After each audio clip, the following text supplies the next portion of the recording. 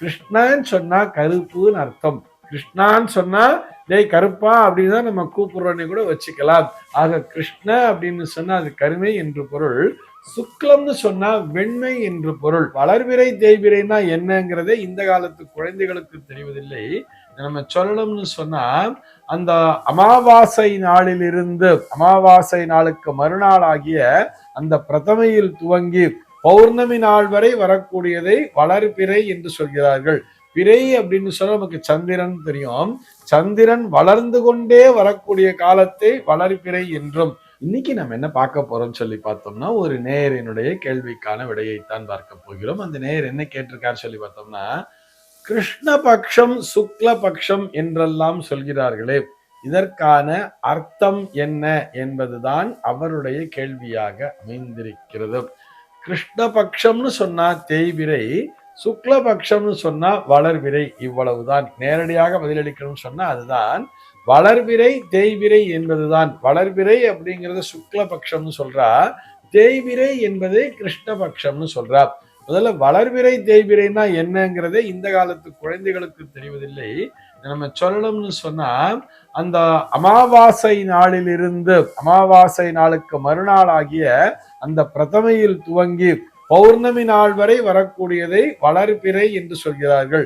பிறை அப்படின்னு சொல்ல நமக்கு சந்திரன் தெரியும்.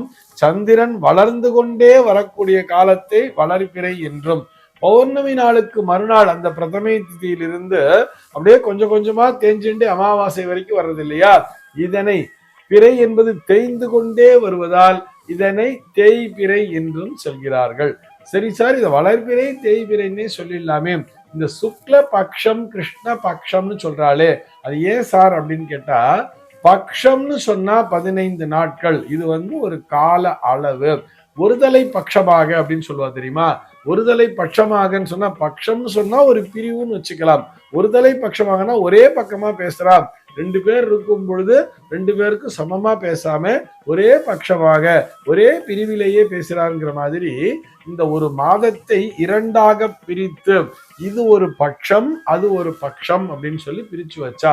பட்சம்னு சொன்னா ஒரு 15 நாட்களினுடைய கால அளவிற்கு பெயர்தான் பட்சம் என்பது. இதுல கிருஷ்ண பட்சம் அப்படின்னு சொன்னா, கிருஷ்ணன்னு சொன்னா கிருஷ்ணனுடைய நிறம் நமக்கு தெரியும் தானே, கருமைன்னு சொல்றோம் தானே, கார்மேக வண்ணன்னு தானே சொல்றோம். அந்த கருமை நிறத்தினுடைய மேகத்தினுடைய வண்ணத்தை கொண்டிருக்கிறான் கிருஷ்ணன்னு சொல்றோம் இல்லையா. அதனால அது கொஞ்சம் கொஞ்சமா தேஞ்சின்றே போய் கடைசியில முடிவு என்ன, ஒரு இருட்டு, ஒரு கருமையான ஒரு நிலா முழுக்க கருமை பாகமாக ஆகி விடுகிறது அல்லவா, முழுமையாக மறைக்கப்பட்டு விடுகிறதுன்னு கூட நம்ம எடுத்துக்கலாம் அறிவியல் ரீதியா. ஆக அங்க நிலா நம்ம சுத்தமா நிலாவே தெரியாம அது முழுமையாக கருமை அடைந்திருக்கிறதுங்கிறதுனால அதற்கு கிருஷ்ண பக்ஷம் என்று பெயர். கிருஷ்ணன்னு சொன்னா கருப்புன்னு அர்த்தம். கிருஷ்ணான்னு சொன்னா டேய் கருப்பா அப்படின்னு தான் நம்ம கூப்பிடுறோன்னு கூட வச்சுக்கலாம். ஆக கிருஷ்ண அப்படின்னு சொன்னா அது கருமை என்று பொருள். சுக்லம்னு சொன்னா வெண்மை என்று பொருள். சுக்ல பக்ஷம்னு சொன்னா இந்த கருமை நிறத்திலிருந்து கொஞ்சம் கொஞ்சமாக நிலாவானது அப்படியே வளர்ந்து கொண்டு முழுமையான வெண்மதியாக காட்சி அளிக்கிறது அல்லவா, அது பௌர்ணமி. அந்த வெண்மை அப்படிங்கிறதை நோக்கி செல்வதால் அது எப்படி சொன்னான்னு சொன்னா சுக்ல பக்ஷம் சொன்னா, சுக்லம்னு சொன்னா அது வெண்மை அப்படின்னு பொருள். இப்படி கூட நம்ம புரிஞ்சுக்கலாமே. எல்லா தெய்வங்களினுடைய பெரும்பாலும் எல்லா தெய்வங்களுடைய ஜெயந்தி நாளுமே பார்த்தோம்னா அது வளர்பிறையில தான் இருக்கும். ஸ்ரீராம நவமி அப்படின்னு வச்சிருப்பா, விநாயகர் சதுர்த்தி அப்படின்னு வச்சிருப்பா. இதெல்லாம் பார்த்தோம்னா வளர்பிறை திதிகளிலே தான் அமைந்திருக்கும். ஆனால் கிருஷ்ணனினுடைய அந்த ஜென்மாஷ்டமின்னு சொல்றோம் இல்லையா, கிருஷ்ண ஜெயந்தின்னு சொல்றோம் இல்லையா, அது எப்படின்னு பார்த்தோம்னா வட்டங்கழிச்ச 8ஆம் நாள் கிருஷ்ணன் பிறப்புன்னு சொல்லுவா. வட்டம்னு சொன்னா முழுமையான வட்டமாக வெண்மதி இருக்கக்கூடிய அந்த நாள், அந்த நாளிலிருந்து 8வது நாள், வட்டம் கழிச்ச 8வது நாள்னு சொன்னா தேய்பிரையிலே வரக்கூடிய அஷ்டமி நாளன்றுதான் கிருஷ்ணன் பிறந்திருக்கிறார். ஆக அந்த தேய்பிரை காலத்தை அவருடைய பெயரிலேயே கிருஷ்ணபக்ஷம் என்று அழைத்தார்கள். விநாயக சதுர்த்தி அப்படின்னு வரும் பொழுது விநாயகருக்கு அவர் முழுக்க முழுக்க வெண்மை நிறத்திலே இருப்பாராம். யானை கருப்பாதானே சார் இருக்கும் அப்படின்னு சொன்னா கூட விநாயக பெருமானை ஸ்வேதவர்ணனே என்று சொல்லுவா அப்படின்னு சொல்லுவா நமக்கு. ஆக அந்த ஸ்வேத வர்ணத்தோடு இருக்கக்கூடிய அந்த வெண்மை நிறத்திலே இருக்கக்கூடிய விநாயக பெருமான் பிறந்த வளர்பிறை நாள் என்பதால் அதனை சுக்லபக்ஷம் என்று அழைத்தார்கள் கூட நம்ம புரிஞ்சுக்கிறதுக்காக அந்த கான்செப்டை சொல்றேன்.